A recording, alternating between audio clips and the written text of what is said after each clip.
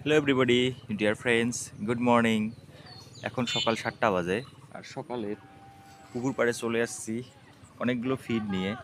ব্যস্ত থাকার কারণে বেশ কয়েকদিন আমার কলিজার টুকরা মাছগুলোকে খাবার দিতে পারিনি। তো 2-3 দিন পরে আজকে অনেকগুলো ফিড নিয়ে আসছে, এই যে ফিড। আর খেতে দিচ্ছি মাছগুলোকে, ওরাও মজা করে খাচ্ছে।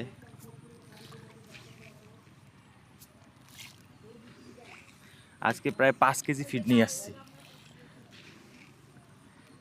মানে 2 দিনের খাবার একদিনে দিচ্ছি।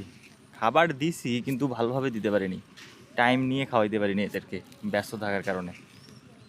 তো মাছগুলো একদম কলিজার টুকরা হয়ে গেছে আমার, এটা দেখতেও ভালো লাগে, মানে শিকারই হয়ে গেছে, আমি ডাকলেই আসে এমন একটা অবস্থা। এই দেখেন, পুকুরে খাবার দিয়ে এরকম বসে থেকে মাছের খেলা দেখতে বেশ মজা লাগে, এটার কিন্তু অন্যরকম একটা ফিলিংস। আর এগ্রিকালচার জাতীয় কাজগুলো করতে একটা অন্যরকম ভালো লাগা কাজ করে, সেটা আপনি কোথাও খুঁজে, এই ভালোবাসা, এই ফিল আপনি কোথাও খুঁজে পাবেন না, এটা বুঝতে হবে। এক বালতি খাবার শেষ হয়েছে, আবার নতুন করে আরেক বালতি নিয়ে আসছি, যেহেতু 2 দিন থেকে মাছকে খাবার দেওয়া হয় নাই, তো আজকে একটু বেশি করে খাবার দেই। যত খাবে ততই বড় হবে, ততই টাকা হবে, এটাই হচ্ছে মূল লক্ষ্য, মাছগুলোকে বড় করে বিক্রি করতে হবে। হ্যাঁ, যত বড় করব তত টাকা হবে। পুরো আধা ঘন্টা ধরে মাছগুলোকে খাওয়াচ্ছি, আর ওরা খেয়েই যাচ্ছে।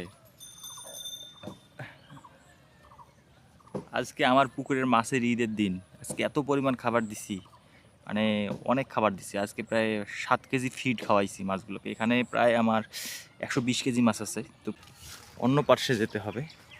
তো ওখানে গিয়ে আমি একটু পানির লেভেলটা চেক করব, আর ওখানে কিছু পাইপ বসানো আছে, যদি অনেক বেশি পানি জমে পুকুরের পানি ওই পাইপগুলো দিয়ে বের হয়ে যাবে, তো ওই জায়গাগুলো চেক করতে হবে। কিন্তু প্রবলেম হচ্ছে ওখানে অনেকগুলো সাপ থাকে, এরকম জঙ্গল পেরিয়ে আমার পুকুরের অন্য পাশে যেতে হয়। ও মাশাল্লাহ, কলা ধরছে, ওয়াও, মৌমাছিও আছে। যাই হোক, কাঁচা কলার গাছ এটা 3 বছর আগে লাগাইছিলাম, এখানে 3টা 4টা কলার গাছ আছে। আর যাই হোক, কাঁচা কলা এবার কিনতে হবে না। গুই সাপ মরে গেছে রে, সি গন্ধ।